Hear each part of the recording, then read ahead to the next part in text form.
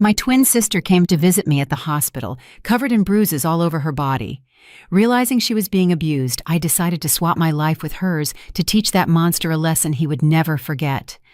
My name is Nia, and my sister's name is Lisa. We are twins, identical as 2 drops of water, but our destinies were as different as oil and water, as heaven and earth. People said I wasn't right, that I was crazy. The doctors used more elegant words. They said I had an impulse control disorder, that I struggled to regulate my emotions. I describe it as feeling too much. I feel everything 10 times more intensely than other people. My joy can make my chest feel like it's going to explode. And my anger? Well, my anger is what brought me to this place. When I was 16, I broke a kid's arm with a chair right out on the block. He hadn't done anything to me. He was just grabbing my sister Lisa by the hair, trying to drag her into a dark alley. Lisa was just crying, and I felt the blood boil in my head. I don't exactly remember what I did. I only remember the sound of a bone snapping, the boy's scream, and the horrified eyes of the people looking at me. They weren't looking at him. They were looking at me. They called me a demon.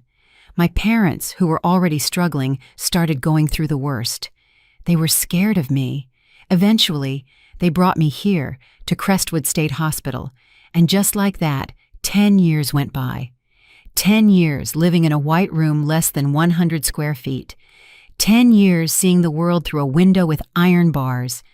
10 years in which my only friends were the medication and the soulless screams of the other patients. But if I'm honest, I don't dislike this place. It's quiet, nobody bothers me. I have time to read and exercise. For the past 10 years, I've trained every single day. I did push-ups and pull-ups, using the window bars as a bar. I did sit-ups, anything to burn the energy bubbling inside me. My body was lean but hard as a rock. The only gift this decade of confinement gave me was physical strength most men on the outside would envy. I had only one pain, one single worry. My sister Lisa. She inherited all our mother's kindness, and I inherited all our father's fierceness. She was soft as water, incapable of hurting anyone's feelings. The day they took me away, she cried until she ran out of tears. Nia, it should have been me who left. I'm useless. I slapped her.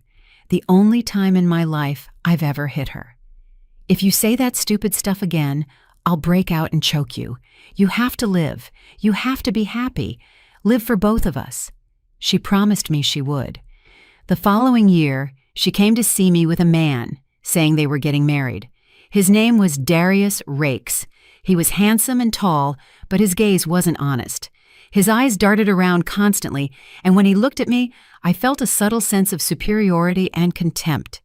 I gripped my sister's hand tightly. I don't like this man. Think about it again, sister. Lisa just smiled sadly. With my luck, it's a miracle anyone even wants to marry me. My parents are old, and he promised to take good care of me. I wanted to scream. I wanted to break the glass separating us, but what could I do? I was the crazy one. What weight could my words possibly hold? The wedding happened, and I couldn't attend. Lisa came to see me every month. She always brought a gift, like a box of fruit or some pastries. She talked about her new life. She bragged about being pregnant.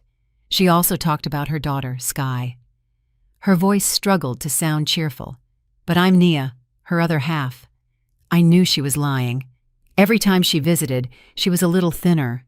The dark circles under her eyes were darker, and her smile was fragile and painfully forced.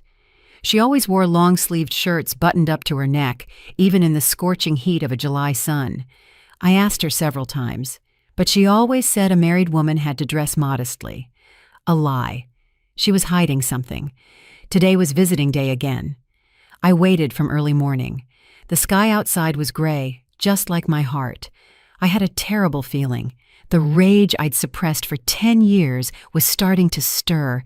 It was like a hungry beast, crouching, waiting for just one drop of blood to fall. And I knew that today, that drop of blood was going to fall.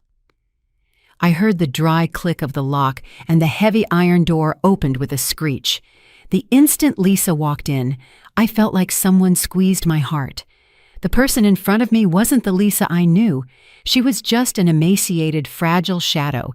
She wore an old blouse with worn shoulders and the collar pulled up to her chin. Despite the suffocating summer heat, she was dressed like this. Her hair was messy, her face sunken and pale. But what chilled my blood were her eyes. Where were my sister's clear, sweet eyes? Now, there were only 2 deep pits filled with despair, 2 dead, lifeless pupils, and beneath her left cheekbone, a faint, purplish bruise, clumsily concealed with cheap drugstore makeup. She forced a smile that turned my stomach. "Nia, how are you doing?" Her voice was weak and trembling, like a dry leaf. She set a basket of bruised oranges on the table, probably cheap ones she'd bought on sale at the market to save money. I didn't answer. I walked up and stood firmly in front of her. I raised my hand, and with my calloused fingers, I gently touched the bruise under her eye. She startled and stepped back, like a bird frightened by a bending branch. "Ah, it's nothing. I fell off my bike." "You fell off your bike?" I repeated, my voice ice cold. "You fall and only get a bruise on one eye? How do you have to fall for that to happen?" She stammered, lowered her head and wrung her hands. I looked at her hands. Her knuckles were swollen and red, her nails short and scratched. Were these the hands of someone who worked hard or of someone desperately defending herself? The anger began to rise. I took a deep breath, trying to keep my voice calm. "I'm asking you, sister, why are you wearing long sleeves in this heat?" "I don't like the sun. I'm a little weak lately." I couldn't take it anymore. I grabbed her wrist. She let out a little cry and tried to pull away. "Nia, what are you doing? It hurts." That "it hurts" was like adding fuel to the fire. Ignoring her pleas, I yanked her sleeve up, and then I saw it. The map of hell. My sister's thin, pale arms were covered in bruises, old, yellowish bruises, recent dark purple bruises, red and swollen marks. There were circular marks, as if she had been tightly squeezed with fingers, and long, thin marks, like from a whip or a belt. I released her hand. My entire body trembled, not from fear, but from rage. A consuming, demented rage I hadn't felt in 10 years. That bastard Darius! It wasn't a question. It was a certainty. Lisa froze. She stopped hiding it, and as if a dam had broken, she collapsed, covering her face and starting to sob. A long-held cry burst out, a sad, bitter weeping that filled the white room. "Nia, Nia, save me! Help me!" She crawled on the floor and clung to my legs. He hits me constantly. His mother, his sister, that whole family treats me worse than a dog. And he hits Sky, too. He hits Sky." That last sentence turned me to stone. That monster had hit Sky, my 3-year-old niece. I crouched down and lifted her. This time, she slumped into my arms, completely drained of strength. I looked at her tear-swollen face. I looked at those eyes identical to mine, now filled only with despair. "Stop crying." My voice was deep and raspy. "Crying doesn't solve anything. Tell me everything, from the beginning to the end. What has that bastard done to you? What has he done to Sky?" I sat my sister down on my single metal bed. I poured her a glass of water. She drank between sobs, and then she began to speak. Her desperate confession was a death sentence for that family. Lisa, sitting on the bed with trembling shoulders, shook the glass of water in her hands. With a broken voice that was choking in her throat, she began to speak. Every word she uttered was like a knife plunging into my heart. "At the beginning of the marriage, he behaved," Lisa began to recount, "at least in front of our parents. But when I moved in with them, that's when I discovered what hell was like." Her husband Darius was a gambling addict. Working as a simple warehouse worker, he earned a miserable wage, but every night he blew it all on sports betting and online casinos. "He spent all the money from our wedding in 3 months," she sobbed. "When I said something to him, he slapped me. It was the first time. 'What would you know, woman?' he said. 'It's my money. I'll do whatever I want.'" That slap was the start of a habit. If he lost money betting, he hit his wife. If he won, he hit her anyway, claiming it was her fault he hadn't won more. I clenched my fists so hard my nails dug into my flesh, but I didn't feel the pain. But the worst part, my sister trembled, wasn't Darius. It was his mother, my mother-in-law, Mrs. B. A terribly wicked and bossy woman. She looked at me like I was a bother, like a thief who'd stolen her son. She tormented me slowly. If I cooked, she complained it was too salty or too bland, dumping the whole pot into the organic trash and making me start over. Even if I cleaned the house 3 times, she said it was dirty. And that woman forced me to hand wash the whole family's underwear, even my sister-in-law's. I closed my eyes. The image of my sweet, timid Lisa crouched down, washing those filthy things, made me nauseous. And the sister-in-law, I growled. She was worse. Lisa shook her head. Trina got divorced, moved back with her son, and lives rent-free in her mother's house.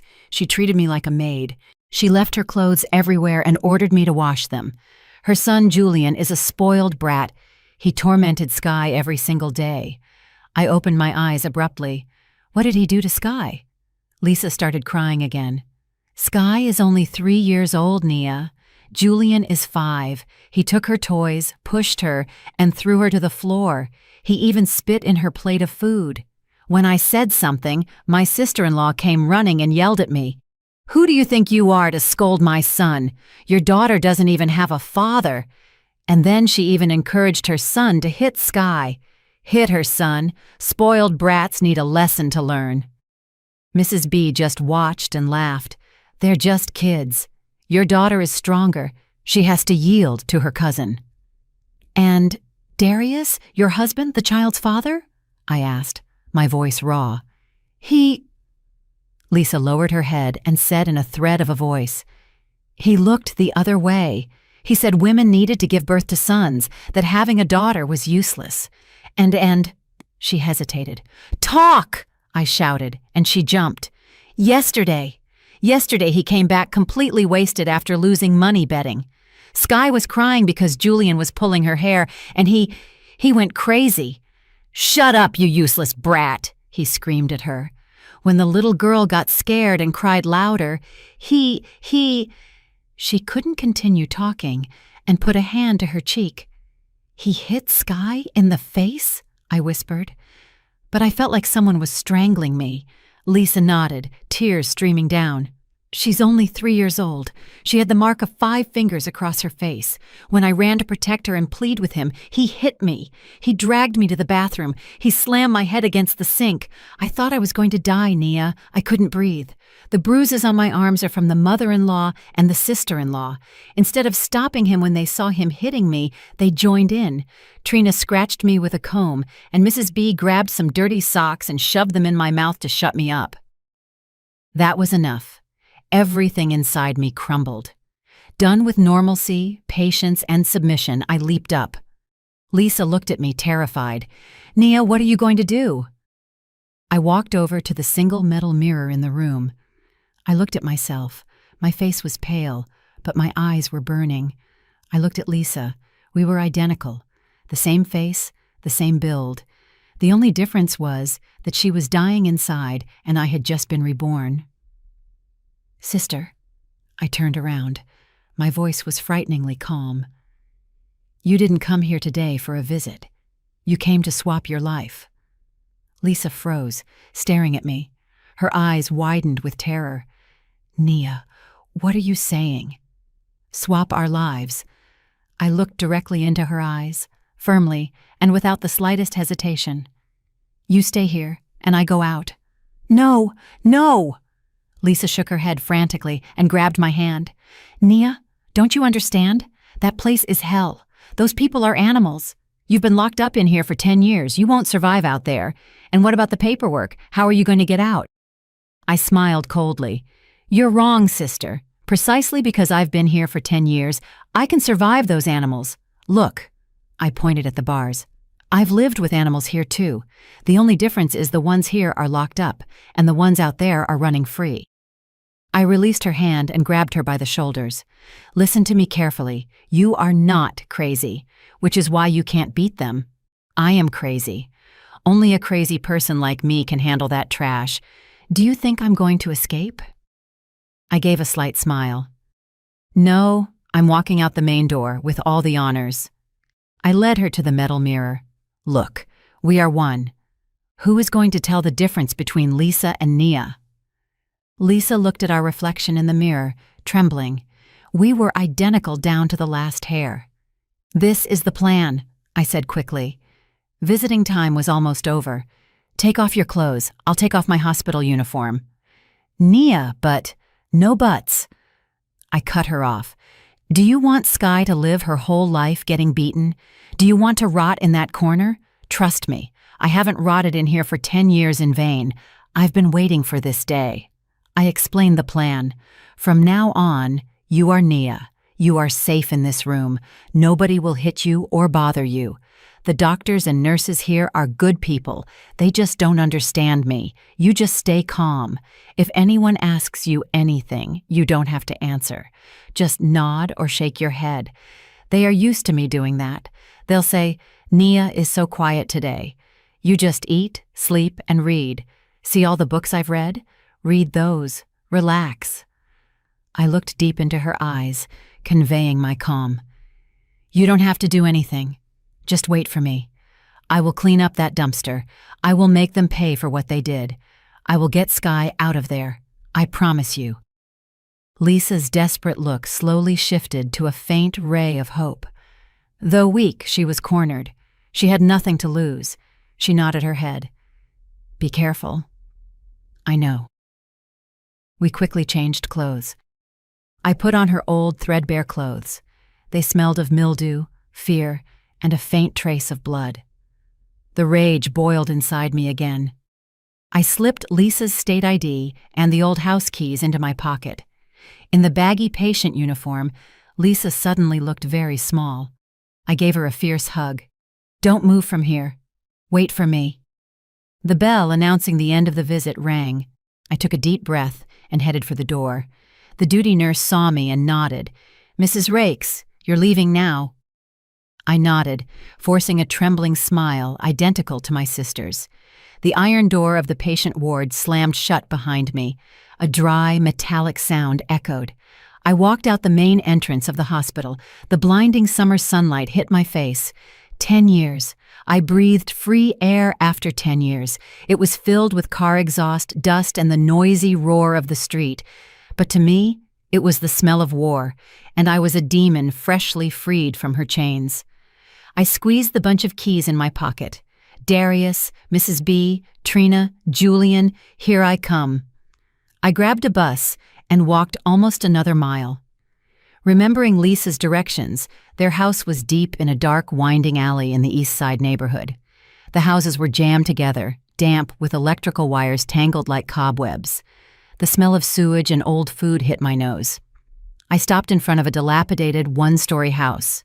The iron gate was rusty. Lisa lived here. My sister, who had always been so neat and tidy, had to bury her life in a place worse than my cell. My hands trembled as I put the key in the lock. The door opened with a screech. The first thing I saw was chaos. Clothes thrown carelessly over a chair, plates with leftover food on the table from lunch, attracting flies. The floor was sticky, and a sour, nauseating smell of laziness and filth permeated everything. And then I saw my niece, Sky. She was sitting in the darkest corner of the house, next to the leg of an old cabinet. She was skin and bones with pale skin. She wore an old dress that was too small, with a large tear in one shoulder. She held a doll, a headless doll. Hearing the noise of the door, she started. She looked up. Seeing her mother, she didn't run towards me. She shrank back and hugged the doll tightly with both hands. Her eyes were full of fear. The child was afraid of her own mother. I felt like my heart was breaking into 1,000 pieces. Damn animals. What had they done to a little girl? They had turned a 3-year-old into a frightened creature who feared even her own mother. I tried to soften my expression. I crouched down and forced myself to use a gentle, almost forgotten voice. Sky, Mommy is here now. The girl just trembled and stared at me. Come to Mommy. I held out my hand. The girl hesitated, looked at me, and then looked behind me as if waiting for someone else. And that someone spoke. That whore has crawled back already." A sour, malicious voice came from inside. Lisa's mother-in-law, Mrs. Bay, shuffled out. She was short and heavy, with ashen-colored skin. She wore loud floral pajamas and held a hand fan.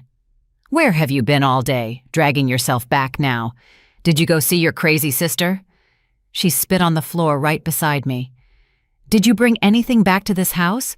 Or are you just coming back again with that pathetic face to sponge off our food?" I slowly stood up, shielding Sky behind my back. I looked at her. I didn't say a word. I just stared. I drilled my eyes into her turbid, evil ones.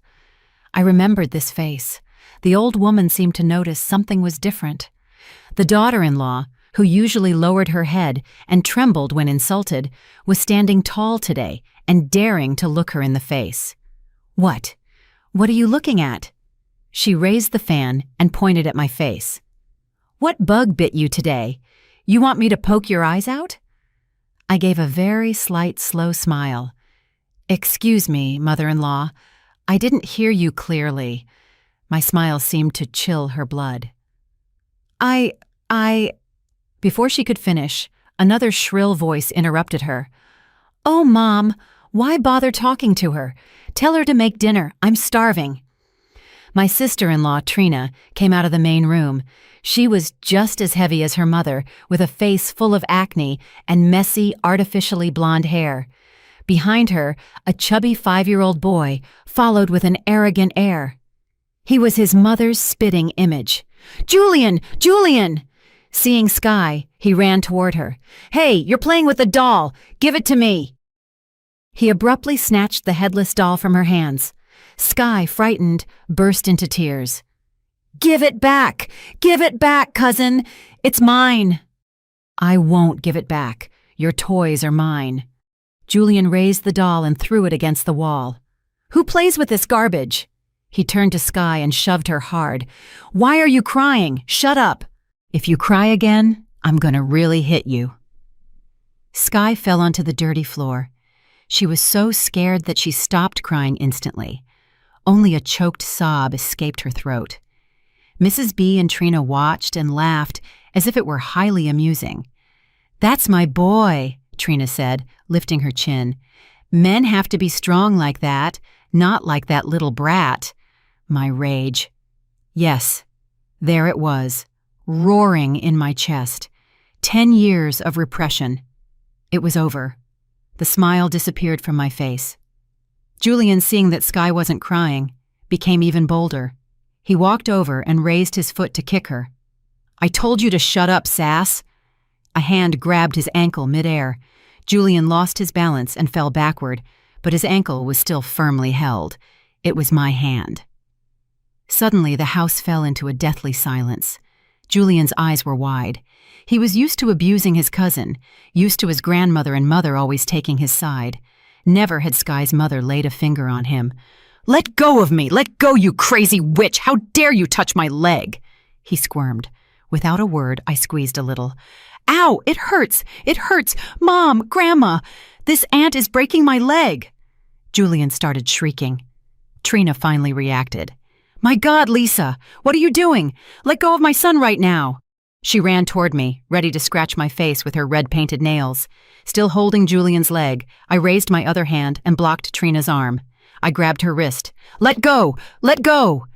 Trina struggled, but my hand was like a steel clamp. "Sister-in-law," I said with an expressionless voice, "you should raise your son better. He is a child, yes, but he cannot be a spoiled brat. If he touches Sky again—" I squeezed my hand. Both Julian and Trina let out a cry of pain. "The next time, I won't settle for just breaking one leg. Mom! Mom! Help me!" Trina screamed, terrified, calling her mother. Mrs. B finally snapped out of it. She trembled with rage. Her daughter-in-law, the one she hit and insulted daily, dared to rebel today. She dared to touch her daughter and her golden grandson. You are crazy!" Mrs. B grabbed a feather duster that was nearby. "You've gotten too big for your britches. Today I'm going to beat you to death." She swung the duster and started hitting my back non-stop. I didn't flinch. My back was used to worse pain at the hospital. I slowly released Julian and Trina. Mother and son quickly backed away. Mrs. B, seeing that I wasn't reacting, became even bolder. "I'm going to give you such a beating to knock that insolence out of you, so you know your place." I slowly straightened up and turned to face her. The duster continued hitting my shoulders and chest. I raised my hand and grabbed the duster handle. Mrs. B, surprised, tried to pull it away, but it didn't move an inch. I looked at her. She looked at me. In her eyes there was anger. In mine, only cold emptiness. I pulled hard. Mrs. B stumbled forward. I snapped the duster handle in two. Crack! I threw the pieces at her feet. "Starting today," I said, "this house is going to have rules." I looked at the panting old woman, the sister-in-law massaging her wrist with a trembling hand, and the damn nephew who was whimpering. "It's time for dinner. What do we have tonight, mother-in-law?" Mrs. B, caught between fear and fury, stammered, The dinner. The rotten tilapia you brought from the market yesterday. Make a stew with it, very salty and dry, so we don't waste the money I feed your family with." There it was, the star dish Lisa had told me about, the salty fish stew she was forced to prepare and eat every time. "Yes, mother-in-law, I will." Leaving 3 pairs of stunned eyes behind, I walked into the kitchen. I saw the fish that gave off a rotten smell in a basin. With perfect calm, I cleaned it and put it to stew. I poured half a package of salt into the pot. I left it to cook until the liquid completely evaporated and the fish burned black. The smell of salt and burning was unbearable. I set the table, a bowl of yesterday's cold rice, a dish of yellowish boiled vegetables, and my masterpiece, the tilapia stew. Mother-in-law, sister-in-law, nephew, dinner. Mrs. B, huffing, sat down at the table, grabbed a large piece of fish, and shoved it into her mouth. Her face instantly changed color, from red to purple, and she spat out the food. Ugh, this is so salty. It's so salty it's gonna kill me. You want to kill me." With complete calm, I picked up some vegetables. "You told me to make it salty and dry. I followed your instructions. Is it to your liking?" "To my liking, my foot." She was so angry that she picked up the hot clay pot with her hands. "I'm going to smash this pot over your face." Just as she was about to lean it toward me, boom! I slammed the table hard. The cheap plywood table shook violently. The plates and cutlery clattered. "Put it down on the table." My voice wasn't loud, but it was enough to startle the whole family. Mrs. B's hand froze. She looked at me. She saw the gaze of a mad woman. "You are not going to eat?" I lowered my voice. "If you don't eat, it's a waste of food. Do you want me to feed you? A daughter-in-law must be respectful to her mother-in-law." I stood up and walked around the table. With a large spoon, I took a piece of burnt fish. "Come on, mother-in-law, open your mouth."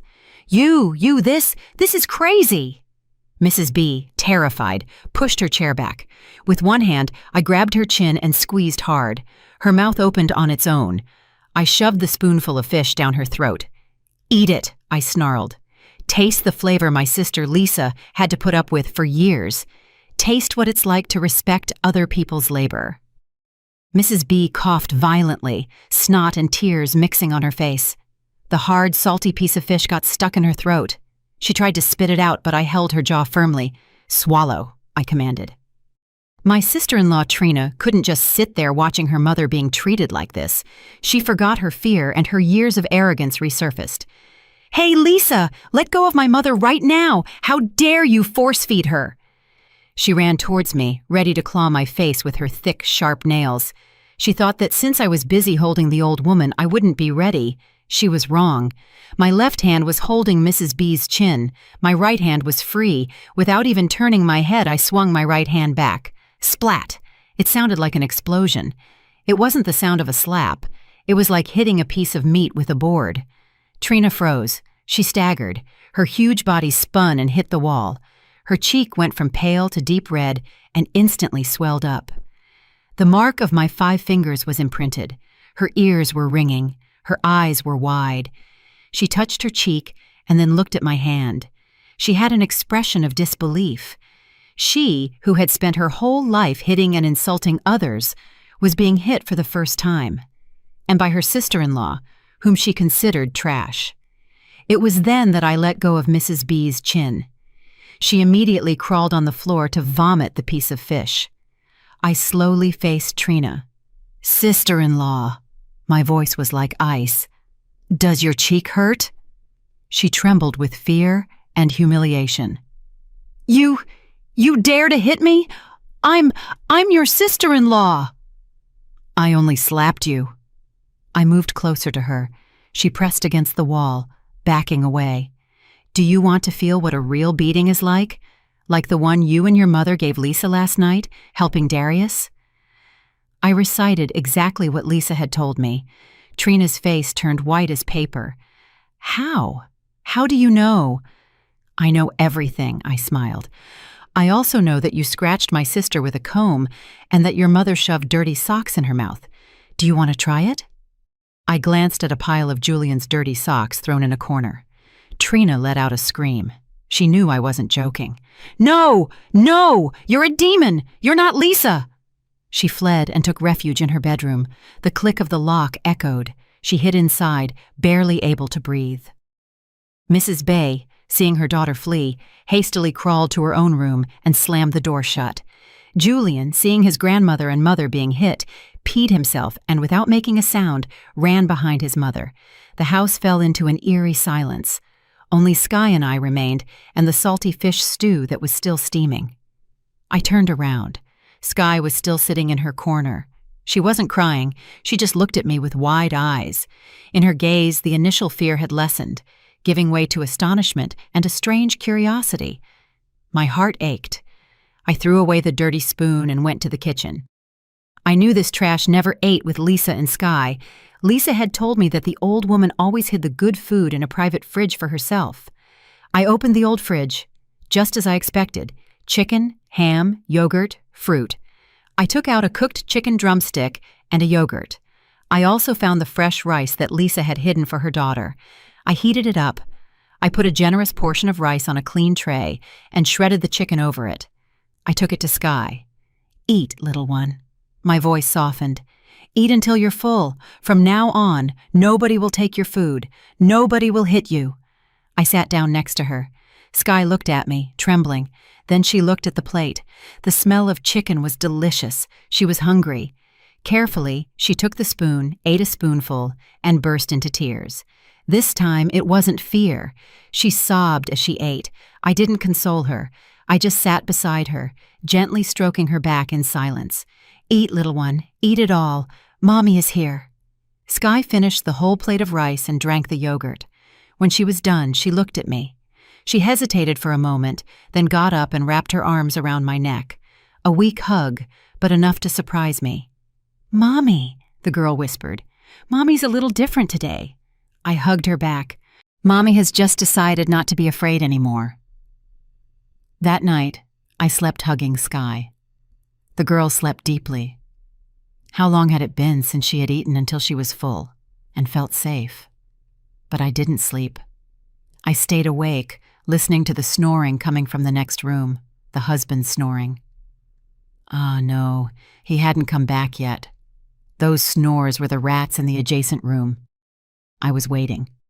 Lisa had told me, the husband, Darius. His shift ended at 11 o'clock at night, and he always came home completely drunk.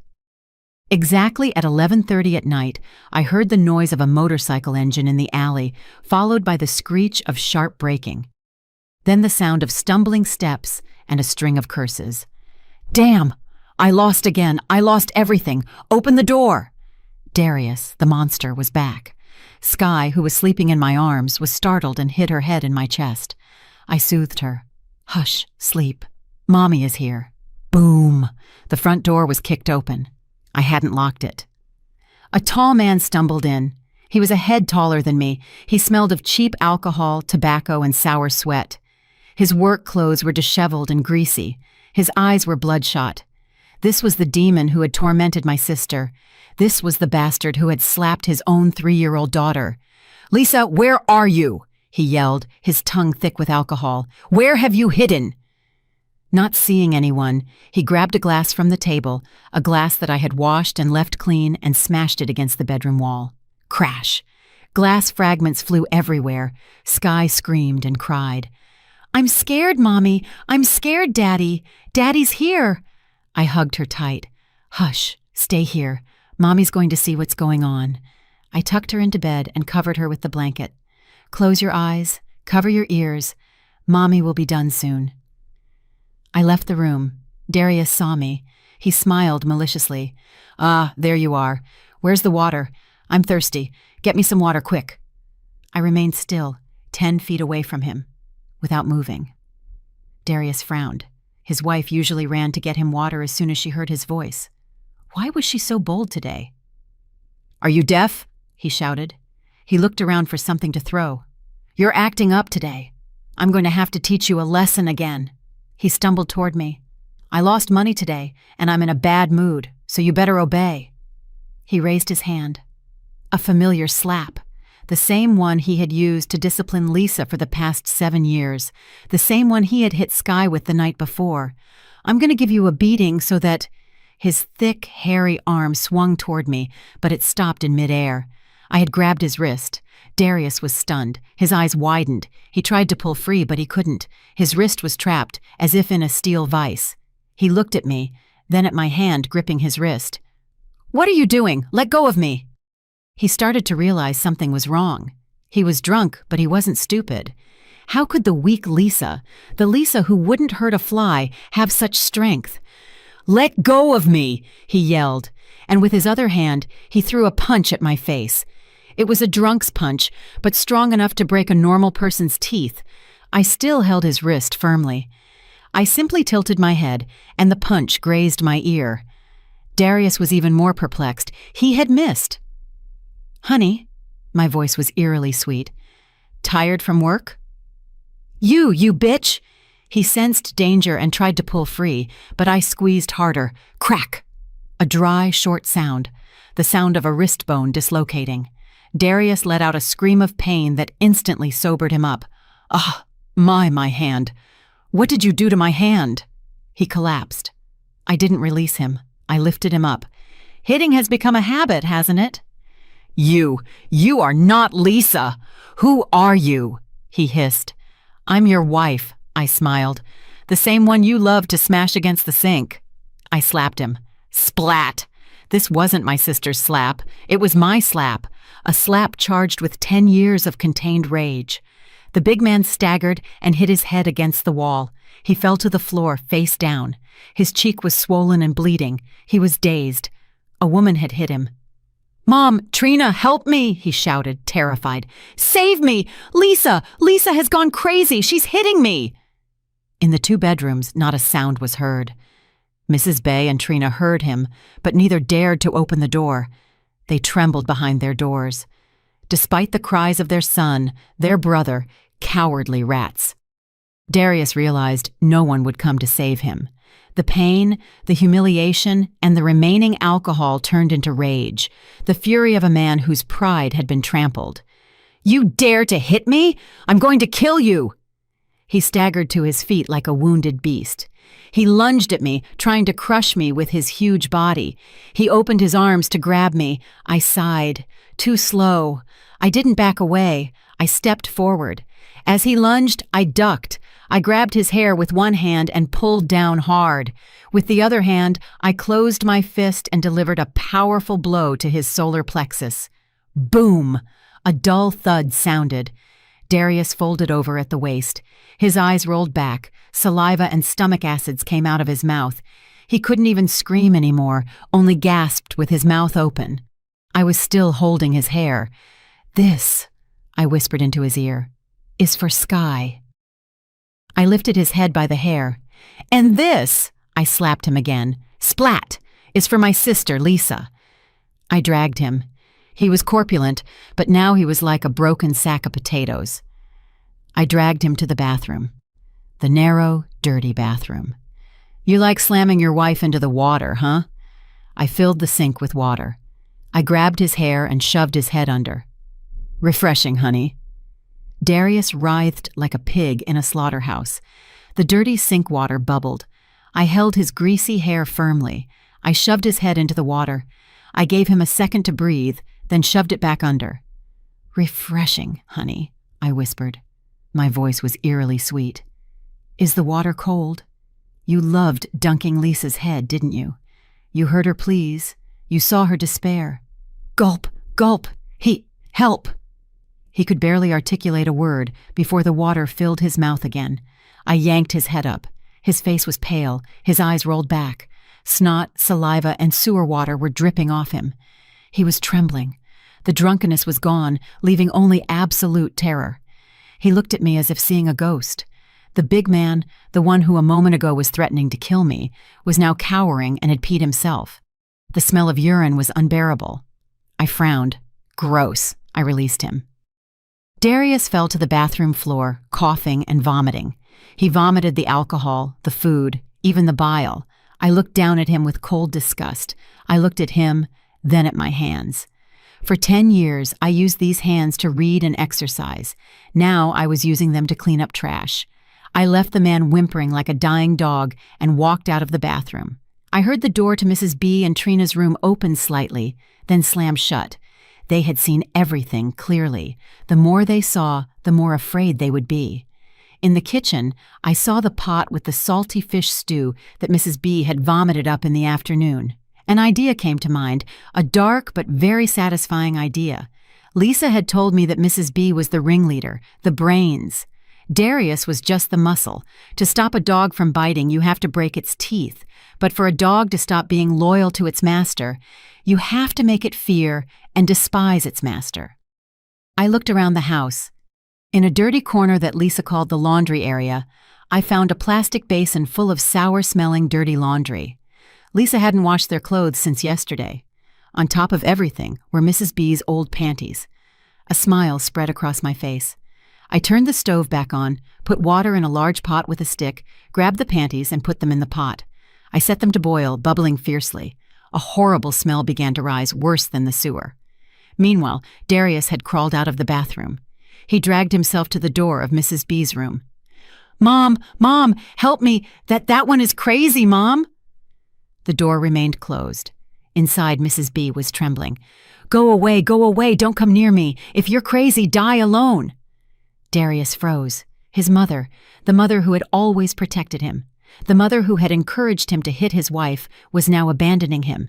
He turned to me. He saw me stirring a special broth. He didn't understand what I was doing. I ladled a bowl of broth from the pot, a thick, yellowish broth. I placed the bowl in front of Darius. "Drink." He looked at it blankly. "What? What is this?" "Medicine," I said. "A medicine to cure abusive husbands. A medicine to cure ungrateful sons. A medicine to cure the illness of hitting your wife because your mother tells you to." "Drink, honey." He looked at the bowl and sniffed it. His face went white as paper. He understood. No, you're a demon." He crawled backward. "A demon?" I laughed. Compared to dunking a woman's head in water, slapping a 3-year-old child, and forcing someone to eat garbage, this is very humane. I grabbed his hair and yanked his head back. "I told you," I snarled. "This house has to have rules. First rule, you reap what you sow. Your mother sowed the seed, so you, her son, have to eat the fruit. Drink." I forced his mouth open and poured the awful broth down his throat. He squirmed and tried to vomit, but I held him firmly. He had to swallow, sip by sip. The door to Mrs. B's room flew open. She stood there. She saw her panties in the pot. She saw her son drinking the water they had been boiled in. Her eyes rolled back. My God! You! Darius vomited violently, this time up to the bile. Mrs. B looked at her son, then at me. There was no more malice in her, only terror. She stumbled and fainted. Perfect. One down. I looked at Darius, who was convulsing. "See, your mother fainted. Now get lost in your room. If I hear a single moan from you tonight, I'll make you drink the water from that whole basin of dirty laundry." Darius, with his last strength born of terror, crawled to his bedroom. The house was finally silent. The next morning, the house was silent as a tomb. I got up early and bathed Sky. I took delicious food from Mrs. B's fridge and prepared a hearty breakfast for the two of us.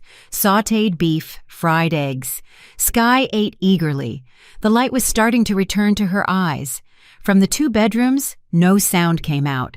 Mrs. B, Trina, and Darius, the 3 demons of yesterday, like 3 dead rats, didn't even dare to peek out. I didn't care. I fed Skye and put on cartoons for her. Around 9 o'clock in the morning, there was a loud and decisive knock at the door. "Who is it?" I asked. "Police. Open the door." I smiled. So fast. I opened the door.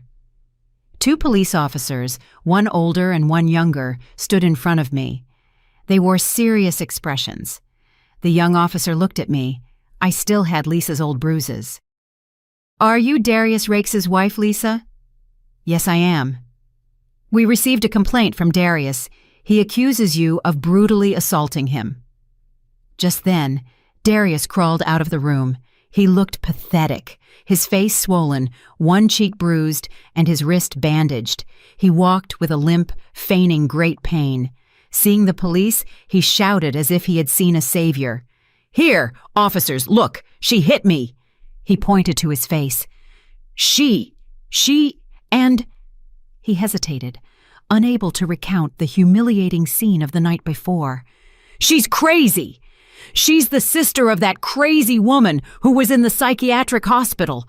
The madness rubbed off on her. Arrest her! Lock her up!" Mrs. B and Trina also poked their heads out stealthily to support the story. "It's true, officer. She hit her husband, her mother-in-law, and her sister-in-law." Trina pointed to her still swollen cheek. The older officer frowned. He looked alternately at the bulky Darius and at me, small and thin but strong-looking. "Mrs. Rakes," he asked in a serious voice, "is what these people are saying true? Did you assault them?" I didn't deny it. "Yes, officer," I said in a quiet, contrite voice. "I assaulted them." The eyes of Darius and the 2 women shone. "See? She confessed! Arrest her!" "But," I continued, "I did it in self-defense. My husband, my mother-in-law, and my sister-in-law hit me." "Lie!" Darius shouted. "When did I ever hit you?" I looked at the older officer. "Officer, he said my husband is accusing me of assault. May I ask what an assault is?" The young officer snapped. "She left her husband's face looking like that and says it's not assault." "Yes," I nodded. "Then, if a husband hits his wife until she is covered in bruises, chokes her in water, and swells her face, can that also be called assault?" The older officer paused. He was beginning to understand the situation. "You mean, I mean this."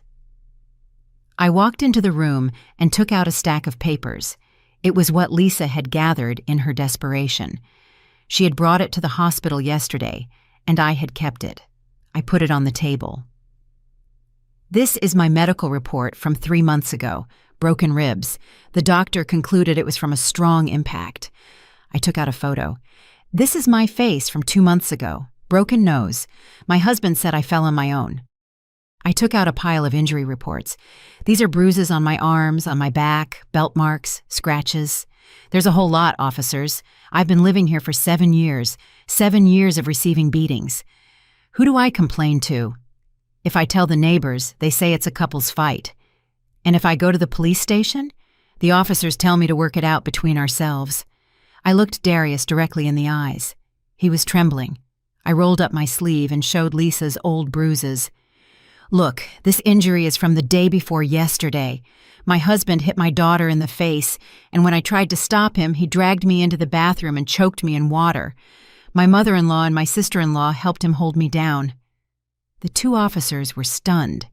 They looked at me, then at those 3 demons. "I put up with it for 7 years, I said. My voice trembled with indignation. I was playing Lisa's role. "Yesterday, my husband came home drunk, kicked the door, threw things, and tried to hit me and my daughter. I couldn't take it anymore, and without realizing it, I reacted." I looked at Darius. "I have hit my husband once, but he has hit me thousands of times. I ask you, officers." I turned to the 2 police. "If a husband can hit his wife and not be arrested, Isn't it also a domestic matter for a wife to hit her husband? The older officer sighed. He had dealt with too many cases like this. He turned to Darius. His voice became sharp. Darius, look at you, how big you are, and your wife is so small. You leave her face like this, and now that she's hit you back, you call us to arrest her. But she... Darius was speechless. But nothing! The older officer slammed the table. With this stack of reports, if I open a case, you're the one who's going to be arrested. Domestic violence, felony assault. Do you want to go to jail? Darius's face turned ashen. I'm warning this family. The officer pointed at the three. Live like decent people. Don't make us come back here. Next time, there won't just be a warning. He turned to me and said in a softer voice, Mrs. Rakes, if that man hits you again, come directly to the precinct with these reports. We'll take care of it. Understood? Thank you, officer. I bowed my head and sobbed. The two police officers left. Darius, Mrs. B, and Trina stood there, stunned. They looked at me. Now there was a mixture of fear and hatred in their eyes. They realized the law was not on their side, and I knew they wouldn't stop. They would use other methods. Darius had lost humiliatingly. Throughout that day, the house returned to silence, but it was not the silence of a tomb, but the calm that precedes the storm. I heard the whispers, the murmurings, and the quiet curses coming from Mrs. B's room. The three of them, a limping Darius, a swollen-faced Trina, and a stunned Mrs. B, were plotting. I could smell their conspiracy in the air. I knew, without needing to hear it, what they were planning. They couldn't defeat me by force. They couldn't use the police. So what method would they use? Of course, they would use my crazy label. That one is crazy, I overheard Mrs. B's voice. It's not Lisa, it's Nia, the crazy one from the hospital. She escaped. She's impersonating her sister. Darius nodded.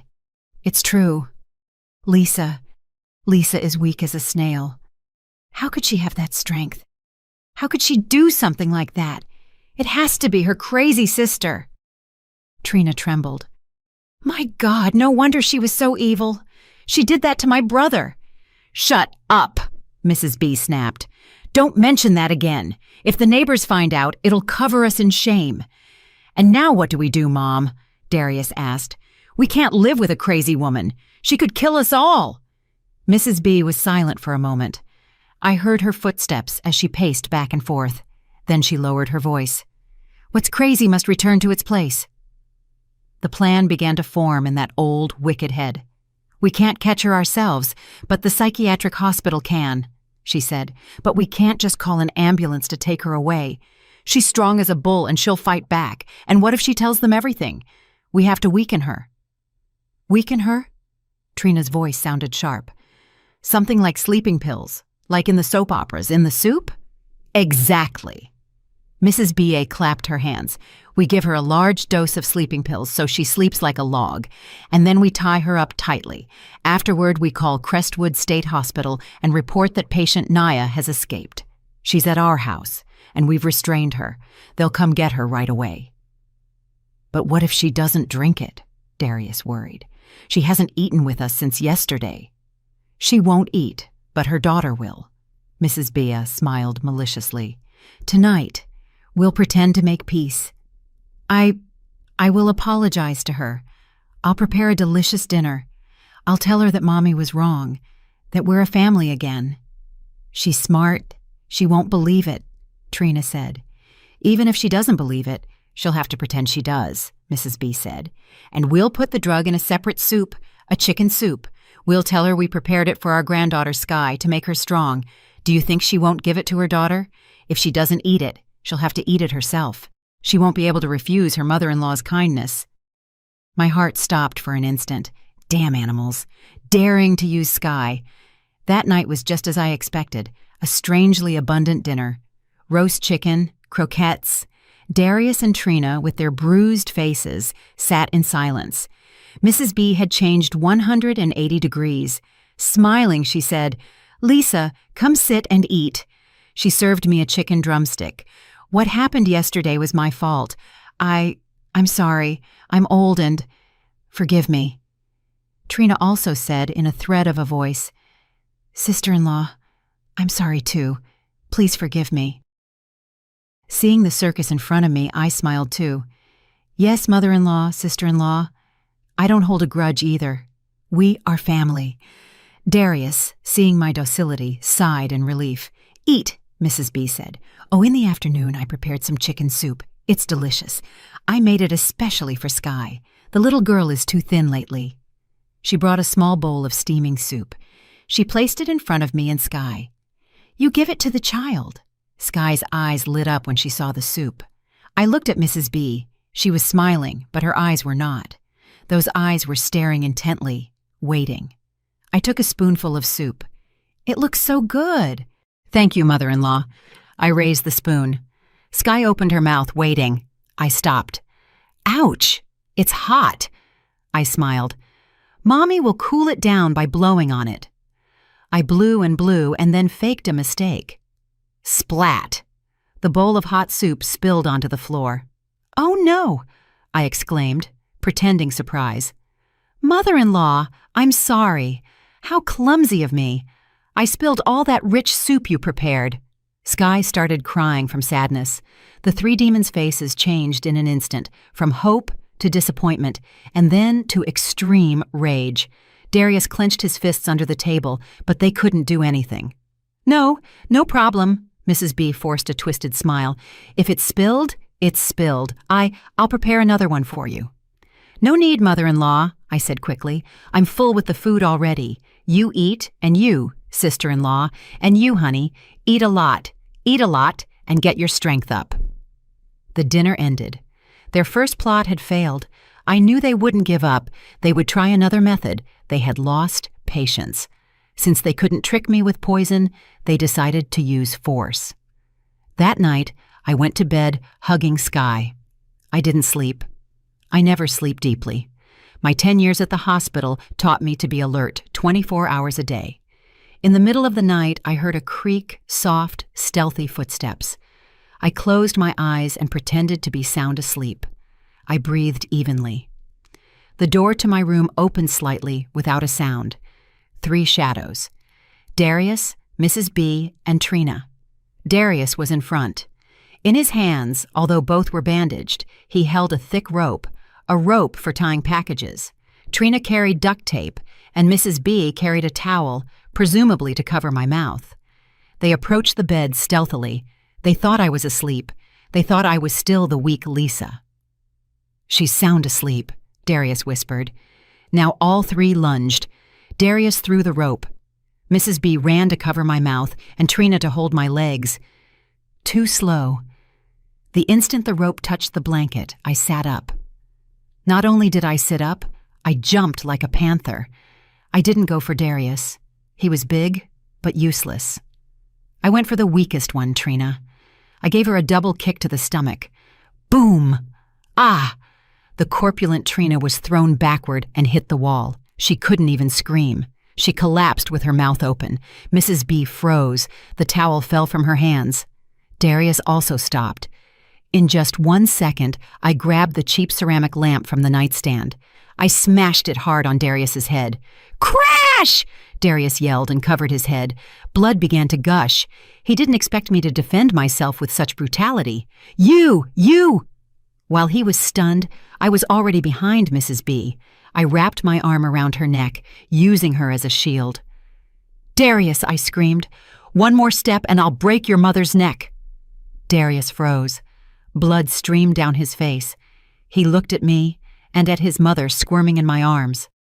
Skye woke up then and burst into terrified tears. Silence! I screamed. Everybody shut up in this house! Darius was terrified. No, don't touch my mother. What? What do you want? What do I want? I laughed. What were you going to do with the rope? Tie me up? I dragged Mrs. B. I picked up the rope from the floor. Good idea. I shoved Mrs. B hard toward Darius. Go! She fell into her son's arms.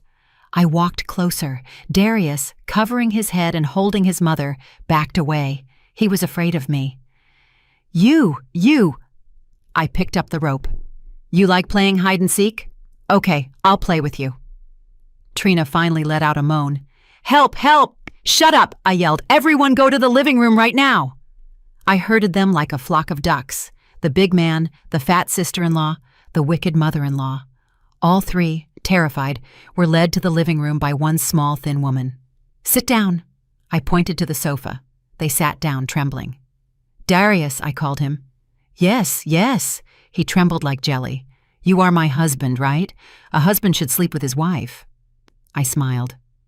Go into the bedroom. He didn't understand. But just go in. I pushed Darius toward our bedroom. Sky was crying in bed. Little one, come outside. I picked her up and carried her to the living room. Watch TV with Grandma and Auntie. Don't come in here. I left her outside. I slammed the bedroom door shut and locked it from the inside. Now it was just Darius and me. He backed away. What? What are you going to do to me? The same thing you were going to do to me. I raised the rope and lunged at him. Darius tried to resist, but he was wounded in the head. He was dazed, and the hand he injured yesterday still hurt. I threw him onto the bed. I used the techniques I learned at the hospital to restrain patients having attacks. In 5 minutes, Darius was tied hand and foot. His hands and feet were firmly tied to the 4 corners of the bed. He couldn't move. He could only look at me with wide eyes. My sister Lisa says, I whispered into his ear, that you like to use the belt, that you like rough play. I looked around the room and found his leather belt. No, please, I'm sorry, I beg you. The violent man started crying and pleading. I didn't care. I grabbed a rag and stuffed it into his mouth. Shh, quiet. The show is about to begin. I left Darius tied hand and foot on the bed with a rag in his mouth that only allowed him to emit a desperate grunt. I turned off the light. The room went dark. I opened the door and walked out. In the living room, Mrs. B and Trina were huddled on the sofa. The 2 wicked women now looked pathetic. Seeing me come out, both were startled. And Darius? Mrs. B stammered. What did you do to him? I put on a terrified face. Daughter, mother-in-law, sister-in-law, something terrible has happened. Darius, I tricked him and tied him to the bed. The 2 women froze. I used all my strength. I lured him to let me tie him up, but he's so strong that he's about to break the ropes. I put on a masterful performance. I pretended to be scared. If he breaks free, he'll kill me. He'll kill us all. Mother-in-law, sister-in-law. Mrs. B and Trina looked at each other. They weren't stupid. They were doubtful. Is that true? Trina asked suspiciously. You really tied him up? I nodded. But I can't hold him. Come and help me. He insulted me and he insulted you two too. He said that when he breaks free, he'll beat us all to death. He's crazy. The doubt in the 2 women's eyes slowly turned into a wicked glint. They hated me, but they were also afraid of Darius, and they hated the humiliation he had put them through. If Darius was truly tied up, this was their chance, an opportunity to vent, to teach him and me a lesson. They wouldn't think Darius was tied up and enter to hit him, or they could think that the one tied up was me. I had to make sure. I tied him up, but he's too strong, I repeated. Tied up? Mrs. B stood up. You mean tied to the bed? Yes, hold him tight, she said. Her eyes gleamed. I'm going to teach him a lesson. How dare that damn fool scare his own mother? It turns out she also hated her useless son, Darius, who had brought her disgrace. She wanted to take the opportunity to tame him again. No, this scenario isn't funny. I have to change it. I have to make them think that the one in bed is me. I shook my head. No, it's not like that. I tricked him, but he tied me up. I said the opposite. What? The 2 women were perplexed. I screamed. Darius is so strong he grabbed me and tied me to the bed. He wants to kill me. Mother-in-law, sister-in-law, help me. He just hit his head and he's not in his right mind. Now he's looking for a knife. Yes, this scenario is more credible. Mrs. B and Trina's faces lit up.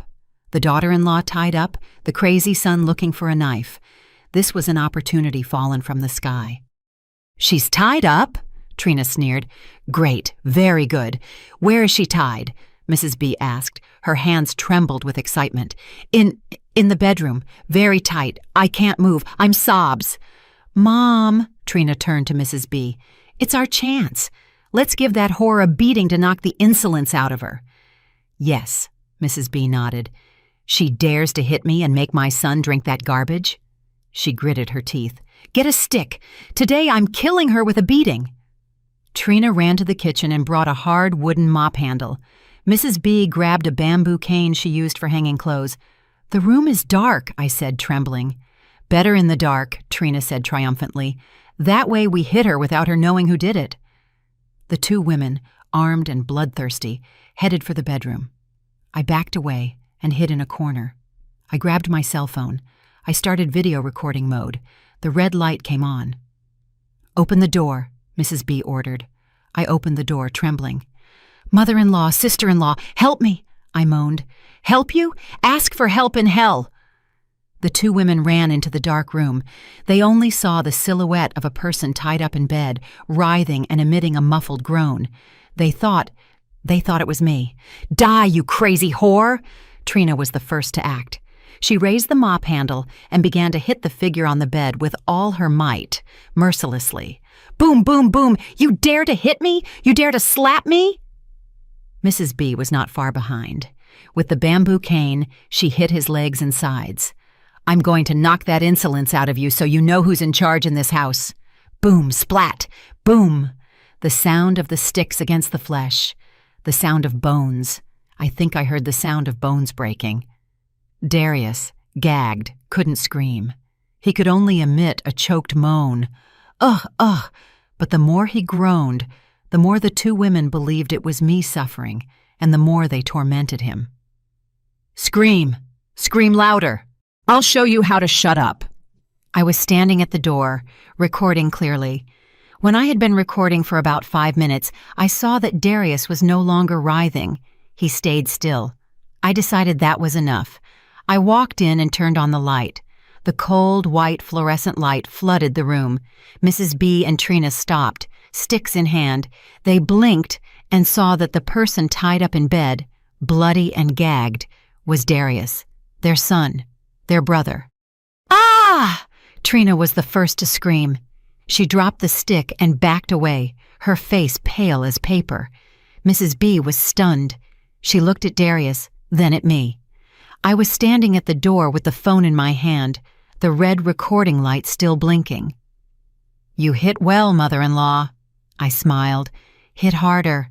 I have it all recorded. You and your sister-in-law just committed a felony assault, an organized crime with weapons against your own son and brother." I held up the phone.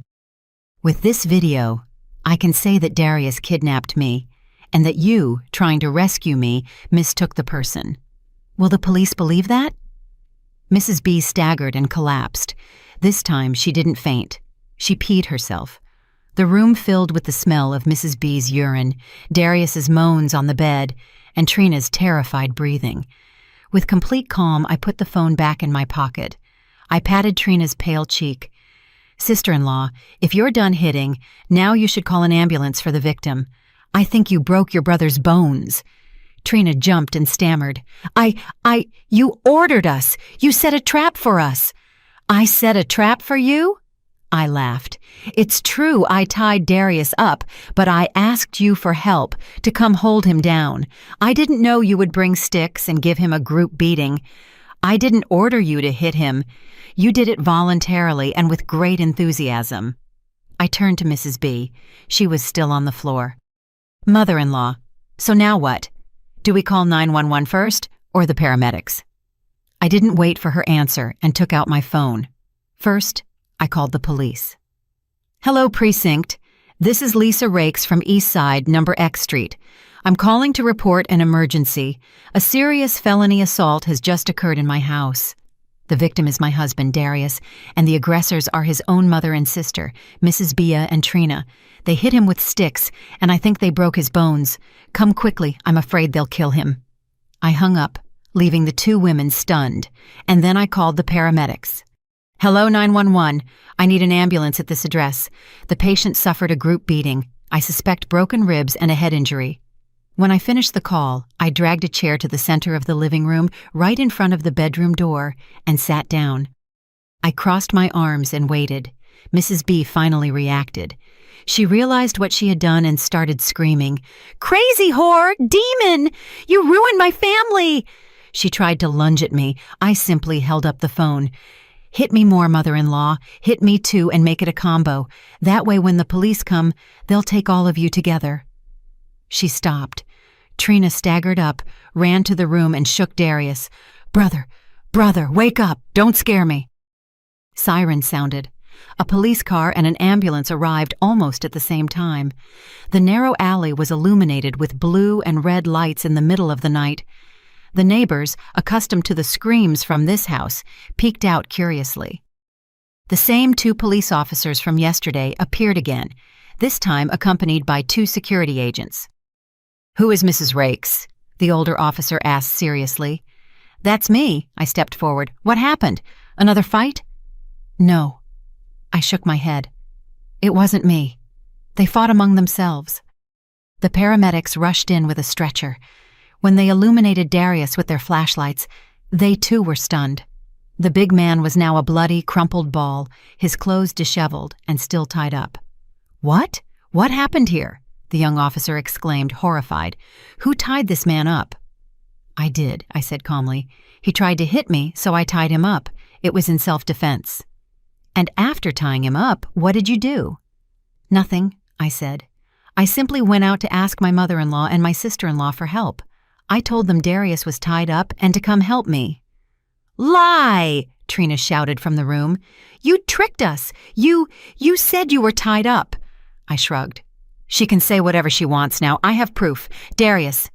At that moment, after an officer cut the ropes with a knife, Darius whispered weakly, "My side hurts. Mom, Trina." He pointed at the 2 women with his finger and fainted. The paramedics quickly moved him to the vehicle. One of them told the police, "He's in serious condition. He has at least 2 broken ribs and a head injury." The older officer turned around. "Mrs. B, Miss Trina, what happened here?" She tricked us," Mrs. B started to wail. "She's a crazy woman. She escaped from the hospital. She tricked us into hitting my son. Officer, she is the instigator." "Yes," I nodded. "I am crazy. Are you going to believe me, or would you prefer to see this?" I turned on my phone and played the video. The 4 police officers and the security agents crowded around to watch. They saw the dark room clearly. They heard my moan. "Mother-in-law, sister-in-law, help me!" And they also heard the 2 women's curses. "Die, you crazy whore! You dare to hit me? I'll show you how to shut up!" They clearly saw Trina hitting mercilessly with the mop handle and Mrs. B hitting without compassion with the bamboo cane. The older officer's face went from serious to ashen. He had been doing this for decades, but such a brutal scene of a mother and sister hitting their own son and brother was beyond his imagination. He turned off the video. "Enough!" He turned to the 2 women with a face cold as ice. "Mrs. B, Ms. Trina, we have the video as evidence. We also have the testimony of the victim, Darius. Both of you will have to accompany us to the precinct." "I'm not going. I'm innocent. She tricked me." Trina squirmed. "Whether you're innocent or not, you will declare that at the precinct." The young officer pulled out the handcuffs. "Officers, assist me." Mrs. B, seeing the handcuffs, went pale and fainted. "Really fainted? No problem. The paramedics are right there," the older officer said. "Put her in the ambulance and wake her up. When she wakes up, bring her to the precinct." It was chaos. Trina was taken away while screaming and cursing, making a ruckus throughout the alley. Mrs. B was taken away on a stretcher like a sack of potatoes. The neighbors muttered and watched. My God! At the Rake's house, the mother and daughter hit the son. How barbaric! And the daughter-in-law was so good. Karma is karma. I stood at the door watching them, with Sky in my arms. The little girl had fallen asleep at some point. I smiled. Justice is sometimes quite effective. The next morning, the house was strangely silent. Darius in the hospital, Mrs. Bay and Trina in the lockup. According to news from the precinct, the felony assault charge with clear evidence meant the two women would be detained for at least 7 days for investigation. They could only get out if the victim, Darius, dropped the charges. But right now, Darius probably preferred to be in the hospital than to come home. So, in this hellish house, only Sky, Julian, and I remained. The boy was sleeping in his mother's room. In last night's chaos, no one had worried about him. He woke up in the morning and saw that neither his grandmother, his mother, nor his Uncle Darius were there. He came out and saw me preparing breakfast for Sky. "Where's my mom?" he asked with his usual arrogance. "And Grandma? Why are you making fried eggs? Those are mine." He tried to lunge at the table. Sky, seeing Julian, instinctively shrank back and hugged her plate. I put down the frying pan, turned around, and stood in front of Julian. "Good morning, Julian," I said calmly. "Get away! Where's my mom?" he yelled. "You hit my mom! I'll tell Grandma! Grandma will beat you up!" I crouched down to his level. "Julian, listen to me carefully." I no longer called him nephew, but used a firmer tone. "The police took your mother and your grandmother away." Julian stopped. "Lie." "I don't lie." I looked him directly in the eyes. "Your mother and your grandmother did something bad. They took sticks and hit your Uncle Darius until they broke his bones. That's why the police came, put handcuffs on them, and took them away. Now they have to be in jail." Julian's arrogant expression transformed into bewilderment, and then into fear. No matter how spoiled a child is, without adult protection, he is very weak. No, you're lying. My mom and Grandma—" He started to whimper. "They are in jail because they did something bad, just like you." "Me? What did I do wrong?" he yelled, veins popping in his neck. "You abused Sky," I said, my voice still calm. "You took her toys, you pushed her, you spit on her plate, you pulled her hair too, didn't you?" Julian backed away. He was scared. He didn't understand how I knew. "You also did wrong because you imitated the adults. You saw your grandmother, your mother, and your uncle abuse Lisa and Sky, and you thought you also had the right to abuse Sky." I pointed to Sky. "But look, what did Sky do wrong to you? Sky is smaller and weaker than you. Why did you hit her?" Julian went silent and lowered his head. "Your mother and your grandmother are in jail for doing bad things. Do you want them to take you away too? Do you want to go to jail?" No! He shook his head, terrified. "No, I don't!" "Good," I stood up. "Then, starting today, you are going to relearn how to be a person." I led him in front of Sky. Sky was still afraid. "Apologize to Sky," I ordered. Julian hesitated. "Years of bad habits don't get corrected in an instant." I frowned. "Or do you want me to call yesterday's police again?" He hurried to say, looking at Sky with a thread of a voice, "I'm sorry." "Who are you apologizing to? Speak clearly." I'm sorry, Sky." It was still bad. I shook my head. "You are the older cousin, and Sky is the little one. But in this house, Lisa and Sky have suffered many injustices, and Sky has been very afraid. Starting today, you will call Sky Queen Sky." "What?" Julian was puzzled. "Queen Sky, and you are Sir Julian. What is a knight's mission?" Julian stammered. "To protect?" "Exactly, to protect the Queen," I said. "Come on, Sir Julian, apologize to Queen Sky for scaring her yesterday." Julian, although he feared me, seemed to find this game of Queen and Knight quite cool. He took a deep breath. "Queen Sky, Sir Julian apologizes to His Majesty." Sky was surprised. She looked at me, at Julian, and then burst into laughter, a clear, crystalline laugh that echoed in this house for the first time. Julian, seeing the Queen laugh, felt a little less scared. "Good," I nodded. "Now, Sir Julian, grab a plate and have breakfast. When you're done, you'll play together. The knight must yield his toys to the Queen. Understood?" Yes. Julian docilely grabbed a plate. I served him food. As he ate, he kept glancing at Sky. I know it's not easy to change a child, but at least I had planted a seed, the seed of respect and fear. Sometimes, before teaching someone kindness, you first have to make them feel fear. A week passed. The house, for the first time, had the atmosphere of a home.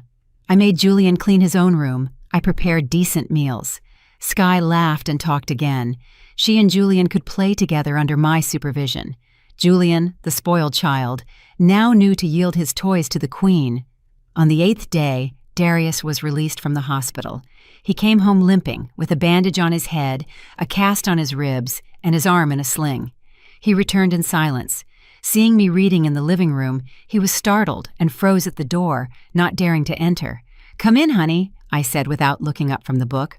"What are you afraid of? It's your house." Darius entered, trembling, looked around. The house was spotless.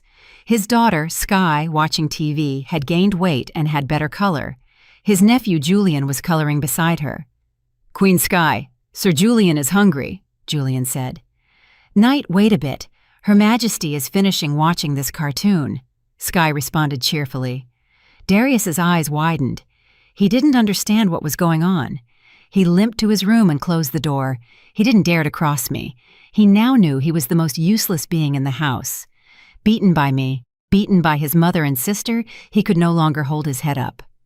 2 days later, after completing the 7 days of detention, Mrs. B and Trina were released. Not because they were innocent. They were released because Darius dropped the charges. He was afraid of having to live alone with me if his mother and sister went to jail. He thought it was better to bring back those 2 beasts than to face me, the demon. The 2 women returned looking pathetic. 7 days in lockup had been hell for them, who had never known hardship. Their hair was greasy, their clothes smelled bad, their arrogance and wickedness were gone, leaving only tiredness, fear, and a hidden hatred. They saw me and kept silent. They saw the cowering Darius and also kept silent. No one spoke to each other. This family was now completely broken. That night, I was tucking Sky into bed. The door to my room opened, and Darius, Mrs. B, and Trina entered, limping. I put a finger to my lips and said, "Shh, the child is sleeping." I went out to the living room and sat down in a chair. "What's the matter?" Darius, Mrs. B, and Trina looked at each other, and then something happened that I never would have expected. Mrs. B, that wicked mother-in-law, knelt down. "Mom?" Darius and Trina exclaimed, stunned. "Shut up," she snapped. She raised her head and looked at me. Her cloudy eyes were now filled with weariness, humiliation, and pleading. "Lisa or Nia," she said in a hoarse voice. "I don't care who you are. I beg you. Please, I implore you." Trina, seeing her mother kneeling, burst into tears and knelt too. "Sister-in-law, I beg you, please save this family." Darius, with his broken ribs, couldn't kneel, but he bent as much as he could. "Forgive me. I'll give you a divorce. Please leave. We'll give you whatever you want, but please go away." The entire family that had tormented my sister for 7 years was now begging me on their knees to disappear from their lives. Seeing them, I felt more emptiness than satisfaction. "All right," I said. "We will divorce." Hearing the word divorce, the 3 of them sighed with relief, like death row inmates receiving a pardon. Mrs. B quickly said, Yes, divorce. Tomorrow we'll arrange the papers. You pack your bags and go." "I should go?" I arched an eyebrow. "Mother-in-law, do you think this is that simple?" I stood up and started walking. My sister, Lisa, married into this house 7 years ago. 7 years working like a mule, 7 years receiving beatings and insults. Her daughter, Sky, at 3 years old, has been slapped, starved, and abused. And now you think a simple divorce ends everything? "So, what do you want?" Darius asked, trembling. "Money. It's money," I said firmly. "Let's end this cleanly with money. We are no longer family." I held up 3 fingers. "First, child support. Sky is 3 years old, and Lisa will raise her until she's 18. That's 15 years left. You are the father. You have a responsibility. How much? Darius asked in a thin voice. Lisa doesn't ask for much. $2,500 a month for food, school, and medical expenses. $2,500 a month for 12 months over 15 years is $450,000. Let's make it $350,000 paid in one lump sum. $350,000, Trina screamed. You're a thief. Where are we going to get that money? I ignored her and raised 2 more fingers. Second, marital assets. When they married, my parents gave Lisa $100,000. Lisa gave all of it to you, mother-in-law, to pay the mortgage on this house. Now that they're divorcing, that money has to be returned, plus $30,000 my sister earned working for 7 years. That makes a total of $130,000. Better kill us, Mrs. Bay shouted. We don't have that much money in this house. You're cornering us. Cornering you? I smiled coldly. Compared to what you did to Lisa, this is very humane. I raised another finger. And finally, third, compensation for moral damages. 7 years of assault, choking, fractures, inhuman insults. The price of that pain. I looked Mrs. B directly in the eyes. $140,000, I concluded. Child support of $350,000. House money return of $130,000. Compensation for moral damages of $140,000. Total $620,000. And the divorce papers signed by Darius. If you give me all that, Sky and I will disappear from this house. $620,000! The 3 of them looked like they had been electrocuted. You're crazy! Better kill us! Darius yelled. I'd rather go to jail. We don't have the money. You don't have the money? I laughed. You don't have money for the daughter-in-law and the granddaughter, but you do have money hidden for the daughter, right, mother-in-law? Mrs. B was startled. What? What are you saying? You don't understand me? I moved closer to her. When your husband died in a workplace accident, he got an insurance payout from the company, right? A very large sum, $900,000. Correct. Darius and Trina looked at Mrs. B, stunned. Mom, Trina stammered. $900,000! What money? Mrs. B had money? Darius was also perplexed. Shut up! Shut up, everyone! Mrs. B was terrified. She's talking nonsense. She's making it up. Making it up? I laughed. You have it hidden very well. You can't even put it in the bank for fear your children will find out. You wrapped it in 7 layers of plastic, put it in a jar, and hid it in the kitchen shed among the firewood, right? Mrs. B's face turned white as paper.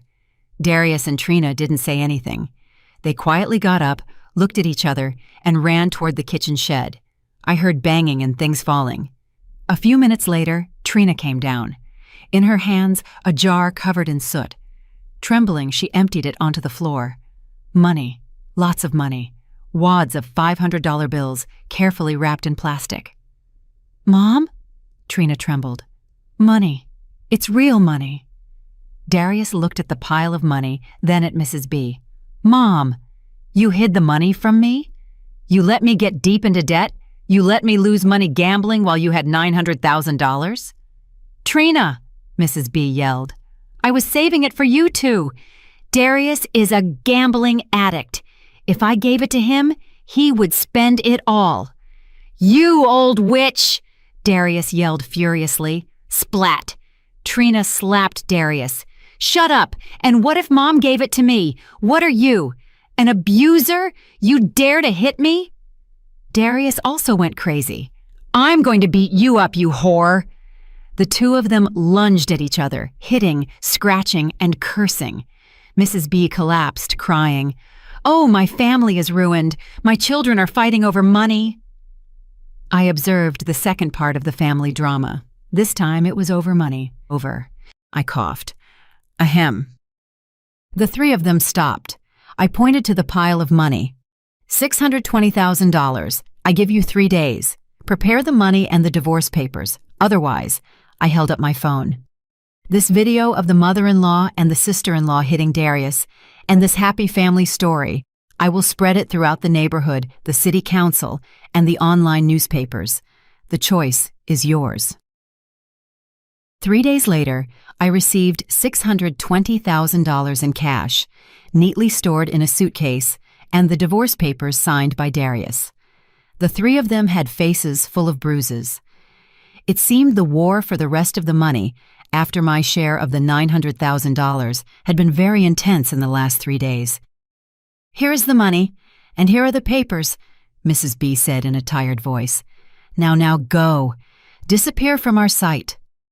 Without a word, I counted the money and kept the papers. I returned to the room and collected Sky's things, which I had already prepared the day before, a small suitcase. "Sky," I picked the girl up in my arms. "Say goodbye to this place. We're going to find Mommy." Sky, though confused, was happy. She hugged me tightly. "Yes, let's go find Mommy Lisa." I picked up Sky and the suitcase with the money and walked out of that hellish house. I didn't look back even once. I hailed a taxi. Destination: Crestwood State Hospital. I entered, the same familiar smell of disinfectant. But today, I was no longer the crazy one who had escaped. I was a free woman. I headed for my cell, no, Lisa's cell. But I encountered a strange scene. In the common room, where I used to spend hours sitting motionless, today there were flowers and a cake. The hospital director and several nurses surrounded a person. It was Lisa.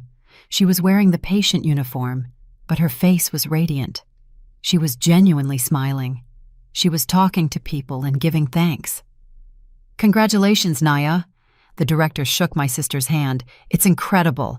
A miraculous recovery." Lisa saw me and ran to hug me and Sky. "Nia, you're back. Sky, my daughter." She kissed the girl. I froze. "Sister, what's going on?" The director saw me. "Ah, you must be Lisa, Nia's twin sister. You are identical. You've come to pick up your sister.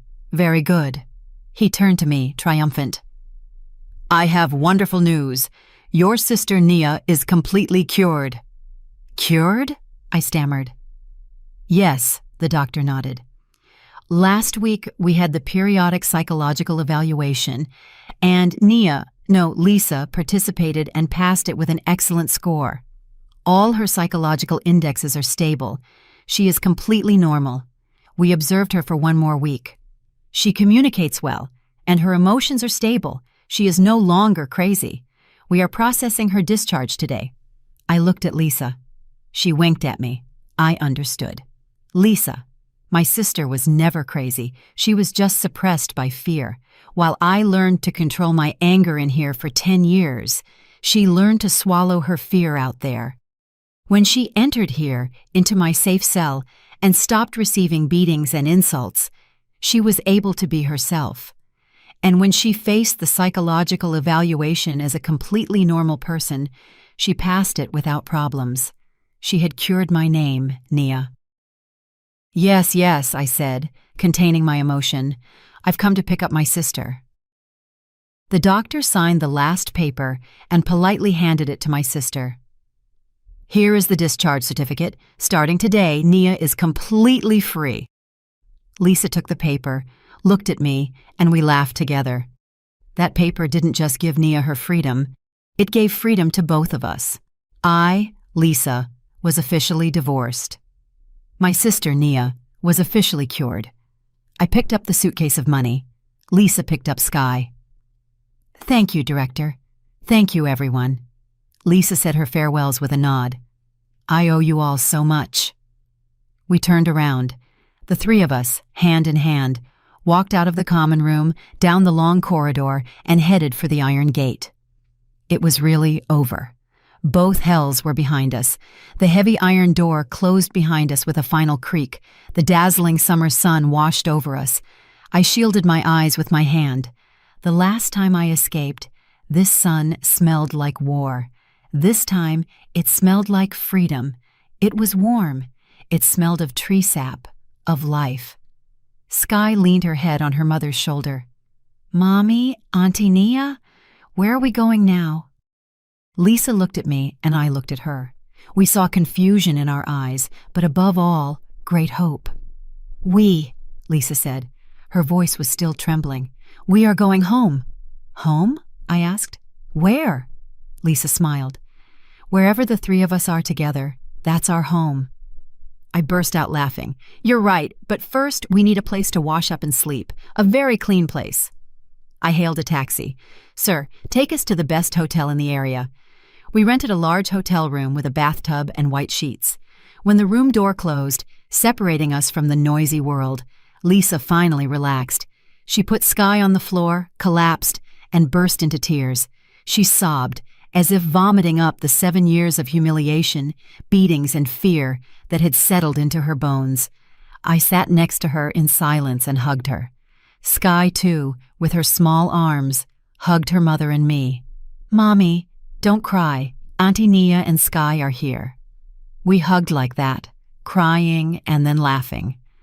After a good bath, we ordered room service, lots of food, roast chicken, soup, cake. The three of us ate a decent meal for the first time without fear or worry. Sky smeared cake all over her face and laughed out loud. Her crystalline laugh, like spring water, cleansed the darkness from our hearts. That night, I put the suitcase of money on the table. $620,000. Sister, this is your money and Sky's, I said. Lisa shook her head. It's not just our money. If it weren't for you, my daughter and I would probably be dead. Nia, you saved my whole life. We saved each other. I took her hand. Now we have to live. Live very well, for our parents too. The next day, we went shopping. The first thing we did was throw away all the old clothes. I threw away my patient uniform. Lisa threw away the threadbare clothes from her married life. We bought new clothes, cheerful, colorful dresses. We also bought nice clothes for Sky. We looked like three completely different people. We didn't buy a house immediately with the money. We knew we needed time to settle down. I rented a small apartment in another neighborhood, far from that dark alley. An apartment on a high floor, full of sun. We decorated it ourselves. We bought a new bed for Sky and a very large bookshelf. I told Lisa, for 10 years my only friends were books. Now I want to read all the books in the world. Lisa. She rediscovered her passion. She used to be very good at sewing. She bought a sewing machine. She started making dresses for Sky, making curtains. Our little house became cozier every day. Sky started going to daycare. At first she was shy, but she soon made friends. She was a smart and affectionate child, and she was no longer afraid. One afternoon, at sunset, I was sitting on the balcony reading a book. Lisa was making dinner in the kitchen. It smelled of fish stew, but this was a fish stew made with love, not the salty stew of hatred. Sky was coloring. Lisa brought out a plate of fruit. What are you reading? A law book, I smiled. I think I should know some things. Are you still angry? Lisa asked cautiously. I closed the book and looked at the glowing sky. Yes, I'm still angry. Angry at that trash, angry about the 10 years I was locked up, but… I turned to her. That rage doesn't burn me anymore. Now it's like an ember that reminds me how strong I was and that I will never again let anyone trample on my sister, my niece, or myself. Lisa smiled. Nia, you no longer need to be crazy or act strong. Here, you just have to be Nia, my sister. I nodded. I understood. My madness wasn't a disease, it was resistance. The madness wasn't in me, but in that family, in those soulless beings. We didn't flee from madness, we simply escaped the cage of the beasts. I looked at the smiling Lisa, at Sky humming a song. 10 years in the dark were for seeing a single sunrise. Although late, still dazzling, our new life had just begun. You know, for years people called me crazy. They locked me away, thinking that because I felt too much, I didn't belong in this world. But sometimes, feeling too much is the only thing that keeps you human. If I hadn't felt every bit of my sister's pain, if I hadn't let that pain burn in me, maybe I never would have had the courage to act. I didn't just fight for Lisa or for little Sky. I fought for every woman who's ever been silenced, every soul who's ever been told to endure. Looking back now, I realize that strength isn't about how hard you hit. It's about how deeply you love, even when love hurts. It's about refusing to let fear control you. Sometimes you have to become the storm so others can finally see the light. And you know what? I'm not ashamed of what I did. Because for the first time, Lisa and Sky can wake up without fear. For the first time, that little girl can laugh instead of flinching. Maybe justice doesn't always come wearing a badge or holding a gavel. Sometimes it comes wearing your face, the face of someone who's had enough. If there's something I've learned, it's this. No one deserves to live in silence. You can stay quiet and let the pain eat you alive, or you can stand up even shaking and say, "No more." The moment you do, the world starts to change, even if it's just your small corner of it. If you agree with me and enjoyed my story, show it by giving this video a like. Let's see how many of us are out there. I'm curious, which city and what time are you listening from? Write it in the comments. If you'd like to support me on my journey, you can send a small donation. Thank you for listening and for sharing your precious time with me. For more life stories like this, you can check out other videos on my channel and subscribe. On the screen, you'll see 2 new stories I'm sure you'll love. Click one and start watching right away. Love to you all.